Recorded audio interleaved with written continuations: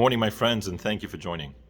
They tell a story about a fellow who visits his friend in New York in a large apartment building, and he notices that his friend does not have any clocks or watches anywhere. And he says to him, "How do you tell the time? I see you don't have any clocks in the apartment." He says, "I use that." And he points to the shelf, and on that shelf is a shofar, a ram's horn. He says, "How in the world does that tell you the time?" He says, "I'll show you."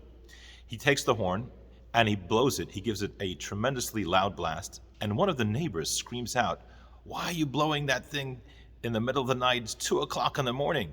He says, "You see, that's how the shofar tells the time." We are starting this coming week the Jewish month of Elul, and it is tradition that we begin to blow the shofar every single day in preparation for the new year, in preparation for Rosh Hashanah and the ushering in of a new year.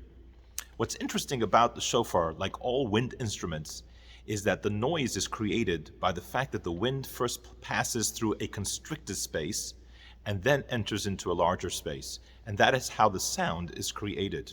That's how wind instruments work. And in many ways, that's a lesson about life. Sometimes life squeezes us. Sometimes we feel constricted by life. We're going through difficult, challenging times. And it is how we rise to the occasion.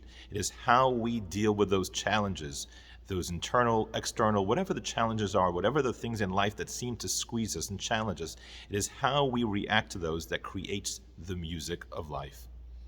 And so when we are faced by challenging times, when we are faced by those things in life that seem to squeeze us, to constrict us, we find strength in the knowledge that it is those times, those difficult moments in life, and the way we rise to the occasion, the way we react to those moments, that allows us to create the most beautiful music of life.